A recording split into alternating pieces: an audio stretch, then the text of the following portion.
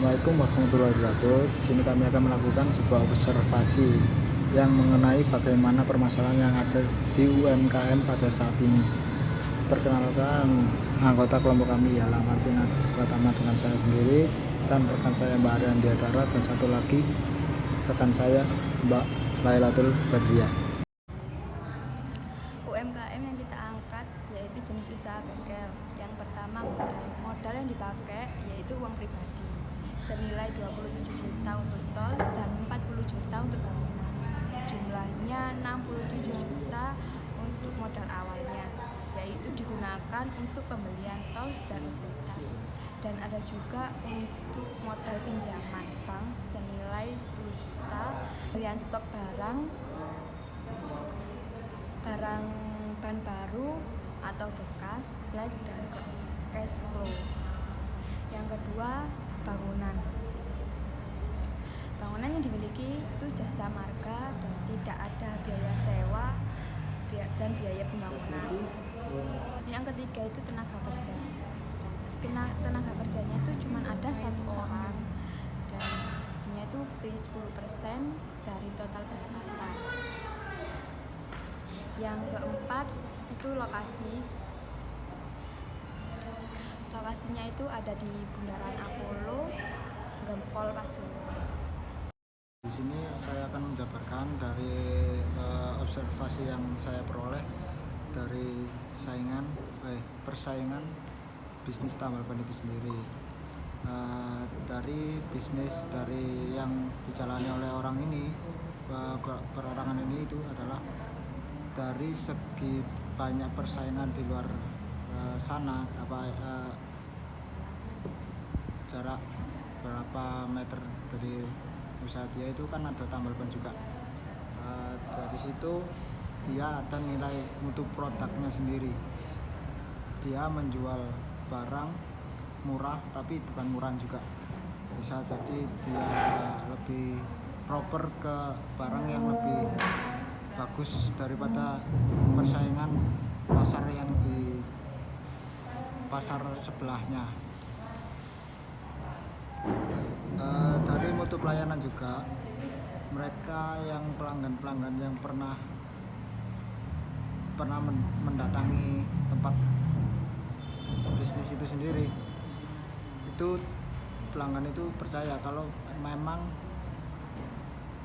mutu pelayanan dan produk yang dimiliki oleh tambal ban ini, seorang bisnis ini itu bagus. Dan juga dia membuka pelayanan by order, by call, via call, agar memudahkan pelanggan jika ban bocor di jalan daerah mana, itu dia akan meluncur segera ke pelanggan tersebut.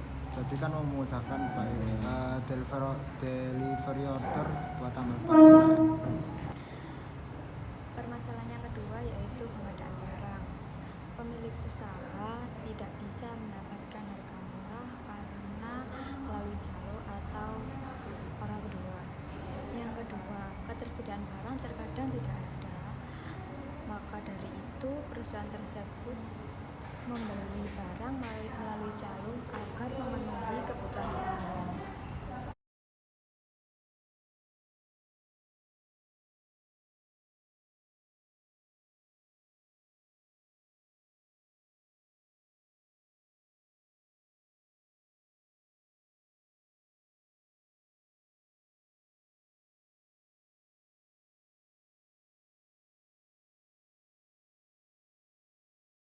Masalah selanjutnya adalah dari sisi tenaga kerja.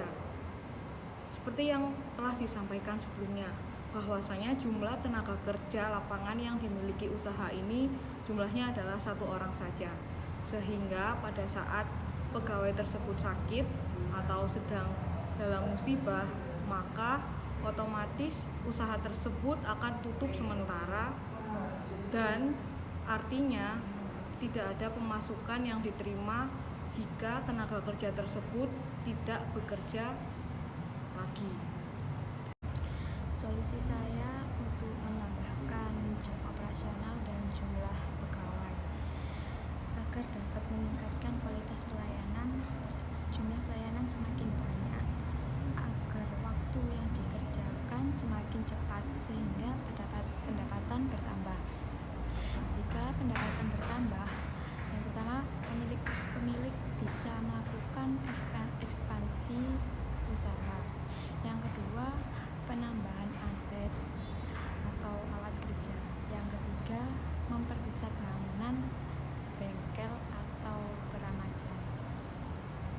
Jadi untuk solusi tentang masalah penggunaan teknologi dalam sistem tata kelola keuangan, saya memberikan solusi bahwa sebelumnya kan usaha ini itu memberikan pembukuan dengan cara tradisional. Contohnya kayak pencatatan masih dengan manual, pencatatan manual dengan di buku, pengumpulan nota-nota juga kan masih dengan fisik, bukan dengan scan gitulah.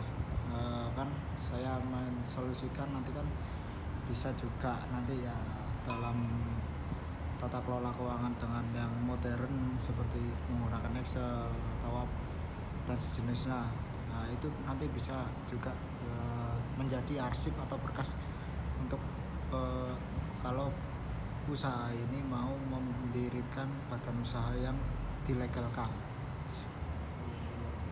Baik, selanjutnya masukan yang bisa kelompok kami berikan yaitu dengan mendaftarkan legalitas bisnis tersebut agar mendapatkan status badan hukum. Nah, bagaimana caranya? Tentunya dengan memenuhi segala persyaratan administratif usaha yang telah ditentukan oleh pemerintah, seperti surat keterangan domisili, SIUP, DDP, dan lain-lain. Nah, di sini kita bisa merasakan manfaat dari modernisasi atau digitalisasi yang sebelumnya kita sarankan. Dengan adanya sistem data yang sudah terdigitalisasi, dapat mempermudah untuk memenuhi persyaratan yang diperlukan.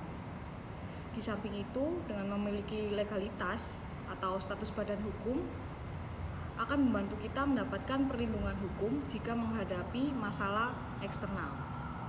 Lalu, dapat memudahkan usaha dalam mendapatkan modal tambahan, baik berupa pinjaman ataupun investasi lainnya, sehingga usaha tersebut bisa melakukan improvement ataupun ekspansi bisnis ke skala yang lebih besar lagi.